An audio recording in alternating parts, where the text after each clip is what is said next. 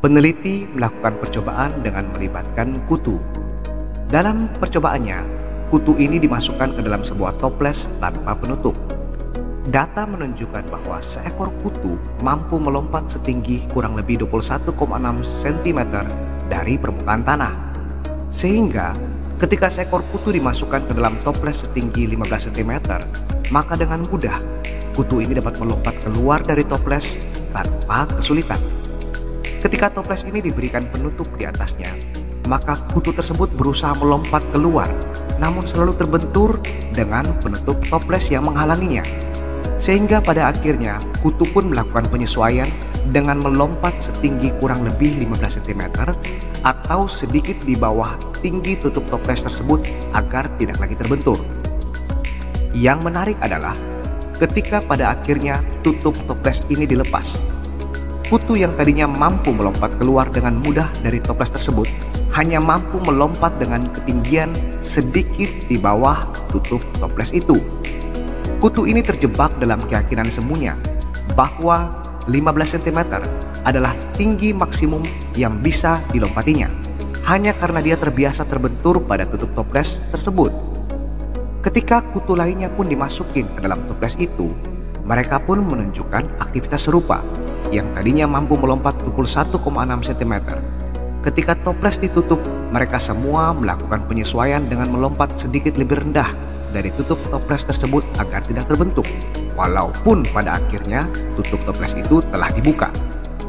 Kutu-kutu ini lalu dibiarkan untuk berkembang biak, dan yang luar biasa adalah anak-anak kutu yang secara genetik seharusnya mampu melompat setinggi 21,6 cm, akhirnya hanya mampu melompat sedikit di bawah tutup toples.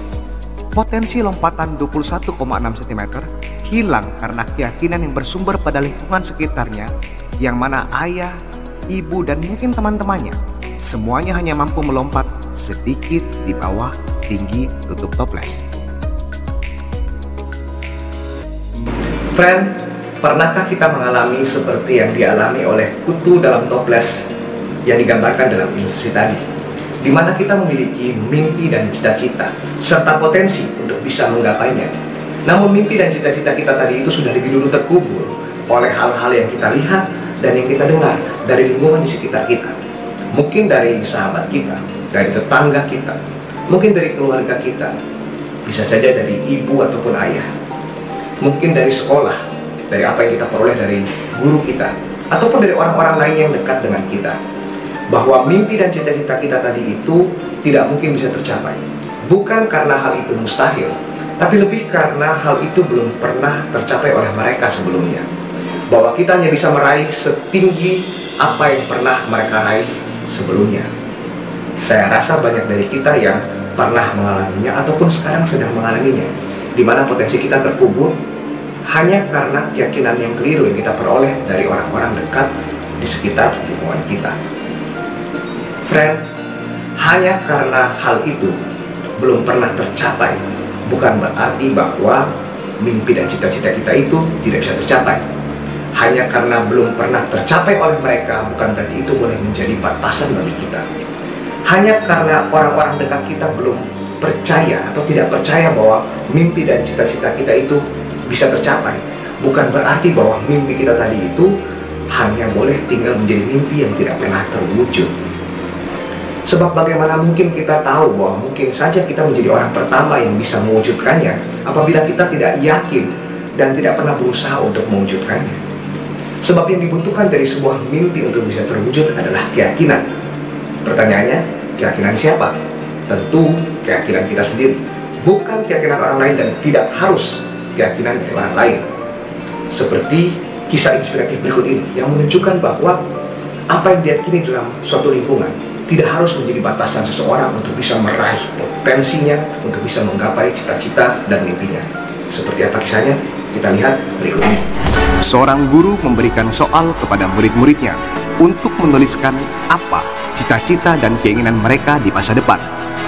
Seorang anak yang membaca tugas tersebut menuliskan jawabannya sesuai dengan apa yang dicita-citakannya. Ketika gurunya membaca jawaban anak itu, guru itu marah dan memanggilnya ke depan kelas. Apa yang telah kau jawab? Apa cita-citamu? Anak itu menjawab, saya ingin tampil di televisi. Sambil memarahi anak itu, gurunya berkata, lihat di sekelilingmu, lihat di lingkungan kita. Siapa yang pernah tampil pada acara televisi? Tidak ada. Camkan itu. Tidak puas memarahi anak itu, gurunya pun melaporkan hal ini kepada ibu dari anak itu.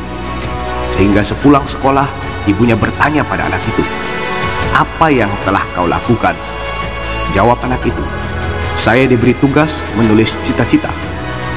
Lalu ibunya bertanya, lalu apa yang kau jawab? Saya menjawab, ingin tampil di acara televisi. Ibunya berkata, sungguh terlalu, sok pintar. Lihat di keluarga kita, siapa yang pernah tampil di acara televisi? Lihat tetanggamu, siapa yang pernah? Lihat lingkungan tempat tinggal kita, siapa yang pernah setidaknya muncul sebentar saja di televisi? Tidak ada. Kamu akan ibu adukan ke ayah. Ketika ayahnya pulang dari kerja, ibunya mulai mengadu. Namun ayahnya pun berkata, apa yang salah dari cita-cita anak kita? Akhirnya ayahnya memanggilnya dan bertanya, apa yang kau inginkan? Anak ini menjawab, saya hanya menjawab, ingin kelak tampil di televisi. Jawab ayahnya, tuliskan hal itu di secari kertas. Setiap pagi saat kau bangun, baca itu dan camkan dalam benakmu. Ketika kau ingin tidur, baca lagi dan camkan dalam benakmu. Apa yang sudah kau tuliskan di secari kertas harus menjadi apa yang setiap saat kau baca dan kau yakini. Jika kau percaya akan mimpi-mimpimu dan berupaya untuk mewujudkannya, maka kau mampu meraihnya. Tidak peduli apakah orang-orang di sekitarmu mampu melakukannya atau tidak. Tidak peduli apakah orang-orang di sekitarmu mau percaya dengan mimpi-mimpimu atau tidak. Sebab kaulah yang harus percaya dan kaulah yang harus melakukannya. Anak ini pada akhirnya kelak tumbuh dewasa dan menjadi seorang komedian terkenal yang bukan hanya tampil pada acara di televisi, namun Steve Harvey mampu meraih berbagai macam penghargaan seperti 6 kali Daytime Emmy Award winner, 2 kali Marconi Award winner, 14 kali NAACP Award winner dalam berbagai kategori. Steve Harvey bahkan mampu memiliki acara talk show-nya sendiri yang menghadirkan tokoh-tokoh populer untuk dijadikan narasumber dan menjadi acara televisi yang sangat digemari dan dinanti-nantikan penonton di Amerika. Semua ini diawali dari mimpinya dan keyakinan yang ditanamkan oleh ayahnya.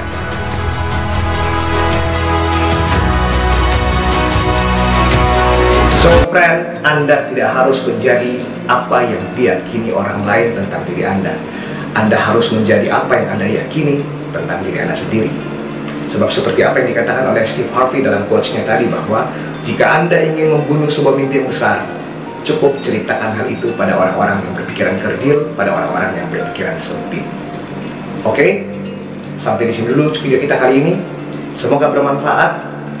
Jangan lupa untuk di-subscribe, dinyalakan notifikasinya supaya teman-teman tidak ketinggalan video-video saya yang berikutnya. Jangan lupa di-like, di-komen, dan di-share. Jumpa lagi dengan saya, Ed Syahrial, pada video berikutnya. And I hope you all have an amazing and fantastic day. Salam.